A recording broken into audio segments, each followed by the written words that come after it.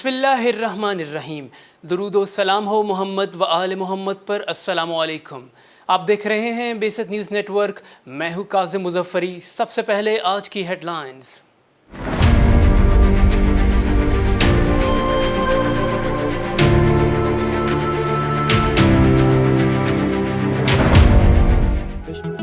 مقبوضہ کشمیر میں بھارتی فوج کی بربریت جاری، مزید 3 کشمیری شہید ہو گئے۔ چین نے کہا ہے کہ آسٹریلیا اپنی سرد جنگ کی ذہنیت ترک کر دے۔ عراقی پارلیمانی انتخابات کے ابتدائی نتائج کے مطابق مقتدی الصدر کی جماعت کامیاب قرار پا گئی۔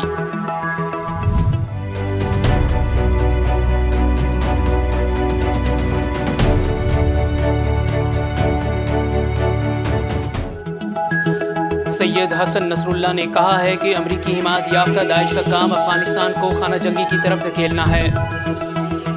شامی وزیر خارجہ نے کہا ہے کہ شام جولان کی پہاڑیوں پر اپنی خود مختاری بحال کرنے کا حق محفوظ رکھتا ہے۔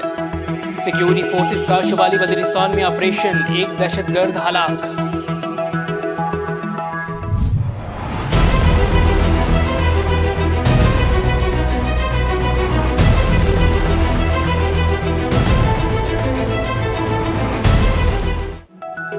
مسلمان خاندان پر ہندو انتہا پسندوں کا بدترین تشدد۔ شمالی کوریا کے صدر نے کہا ہے کہ کوریا میں عدم استحکام اور بدامنی کی اصل وجہ امریکہ ہے۔ اور اب کچھ خبریں تفصیل کے ساتھ۔ مقبوضہ کشمیر میں بھارتی فوج کی بربریت جاری، مزید 3 کشمیری شہید۔ گزشتہ 24 گھنٹوں کے دوران شہید کشمیریوں کی تعداد 5 ہو گئی۔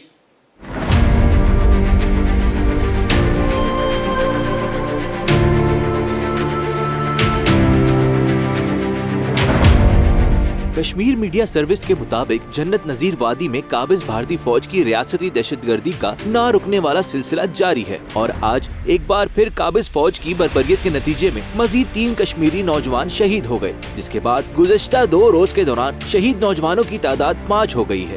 اس سے قبل مقبوضہ جموں کشمیر کے ضلع پونچھ میں تیراندازی کرنے والے ایک کمیشن آفیسر اور 4 فوجیوں کو کشمیری مجاہدین نے ہلاک کر دیا تھا۔ خیال رہے رواں ہفتے غاصب بھارتی فورسز نے 2 اساتذہ سمیت 7 کشمیریوں کو شہید کر دیا تھا، جس کے بعد پوری وادی میں اشتعال پیدا ہو گیا۔ ان واقعات کے بعد بھارتی فوج نے 500 افراد کو زیر حراست لے لیا اور محاصرے کی شدت میں اضافہ کر دیا۔ واضح رہے کہ بھارت کشمیریوں کو سرنگوں کرنے کے لیے گزشتہ 73 برسوں کے دوران ہر وحشیانہ ہتھ کنڈہ استعمال کرتا آیا ہے، لیکن وہ اپنے مذموم مقاصد میں ناکام رہا ہے۔ کشمیری مظلومین کا بھارتی ظلم و بربریت کا مردانہ وار مقابلہ کرتے ہوئے مزاحمت کرنا صبح آزادی کی نوید ہے۔ چین نے کہا ہے کہ آسٹریلیا اپنی سرد جنگ کی ذہنیت ترک کر دے۔ چینی وزارت خارجہ کے ترجمان زاؤ لی جیانگ نے آسٹریلیا کو خبردار کرتے ہوئے کہا ہے کہ کینبرا حکومت کی جانب سے تائیوان پر دباؤ ڈالنے والا بیان غیر ذمہ دارانہ ہے۔ انہوں نے آسٹریلین حکام کو مشورہ دیا کہ وہ سرد جنگ کی ذہنیت ترک کر کے بیجنگ حکومت کے ساتھ اپنے تعلقات کا دوبارہ جائزہ لیں۔ خیال رہے کہ ان دنوں سابق آسٹریلوی وزیر اعظم تائیوان کے دورے پر ہیں۔ عراقی پارلیمانی انتخابات کے ابتدائی نتائج کے مطابق مقتدی الصدر کی جماعت کامیاب قرار پائی۔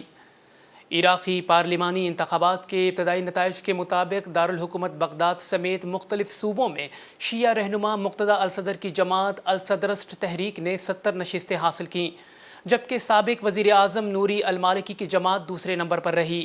تاہم مبصرین کا خیال ہے کہ مقتدی الصدر کے لیے اکیلے حکومت بنانا بہت مشکل ہے، کیونکہ انہیں حکومت بنانے کے لیے دیگر جماعتوں کی حمایت درکار ہے۔ حزب اللہ کے سربراہ سید حسن نصر اللہ نے کہا ہے کہ امریکی حمایت یافتہ داعش کا کام افغانستان کو خانہ جنگی کی طرف دھکیلنا ہے۔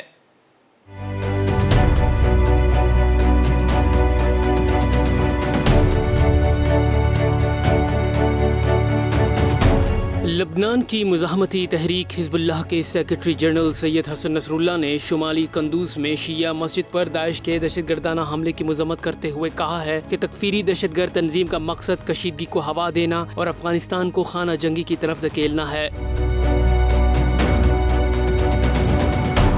حزب اللہ کے سیکرٹری جنرل سید حسن نصراللہ نے ٹیلی ویژن خطاب کے دوران اس بات پر زور دیا کہ دہشت گرد تنظیم داعش نے سرکشی کی ہے، جبکہ امریکہ اس دہشت گردانہ کارروائی کا ذمہ دار ہے۔ داعش کا کام افغانستان میں اندرونی کشیدگی کی کیفیت کو ہوا دینا ہے، جو افغانستان میں خانہ جنگی کا باعث بن سکتی ہے۔ انہوں نے مزید کہا کہ افغانستان میں موجودہ حکام کی ذمہ داری شہریوں کو ان کے مذہب یا فرقے سے قطع نظر تحفظ فراہم کرنا ہے۔ واضح رہے کہ قندوز کے خان آباد علاقے میں واقع شیعہ جامعہ مسجد پر خوفناک حملے میں 150 سے زائد افراد شہید ہوئے تھے، تاہم تکفیری دہشت گرد گروہ داعش نے کھل کر اس حملے کی ذمہ داری قبول کی۔ داعش کے ان حملوں نے امریکی سازشوں کو بھی بے نقاب کر دیا ہے کہ امریکہ دہشت گردوں کی مدد سے افغانستان کے حالات خراب کر رہا ہے۔ امریکہ افغانستان میں خانہ جنگی شروع کرانا چاہتا ہے تاکہ افغانستان ہمسایہ ممالک بالخصوص پاکستان، ایران اور چین کے لیے مستقل درد سر بن جائے۔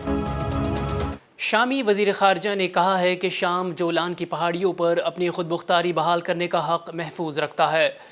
شامی وزیر خارجہ فیصل مقداد نے نان الائن موومنٹ کے اجلاس سے خطاب کرتے ہوئے کہا کہ دمشق اسرائیل کے زیر قبضہ جولان کی پہاڑیوں پر اپنی خود مختاری دوبارہ بحال کرنے کا پورا حق رکھتا ہے۔ شامی وزیر خارجہ نے کہا کہ شام کو اس وقت امریکہ، ترکی اور اسرائیل کی شکل میں بھرپور جارحیت کا سامنا ہے۔ انہوں نے کہا کہ شام اپنے تمام مقبوضہ علاقوں کو حاصل کرنے اور دہشت گردی سے نمٹنے کی بھرپور کوشش کرے گا۔ سیکیورٹی فورسز کا شمالی وزیرستان میں آپریشن، ایک دہشت گرد ہلاک۔ ISPR کے مطابق سیکیورٹی فورسز نے شمالی وزیرستان کے علاقے میر علی میں دہشت گردوں کی موجودگی کی خفیہ اطلاعات پر آپریشن کیا۔ فائرنگ کے تبادلے میں ایک دہشت گرد ہلاک ہو گیا۔ ISPR کا مزید کہنا تھا کہ دہشت گردوں کے ٹھکانے سے اسلحہ اور گولہ بارود بھی برآمد ہوا، جبکہ علاقے میں کلیئرنس آپریشن جاری ہے۔ بھارت میں مسلمان خاندان پر ہندو انتہا پسندوں کا بدترین تشدد۔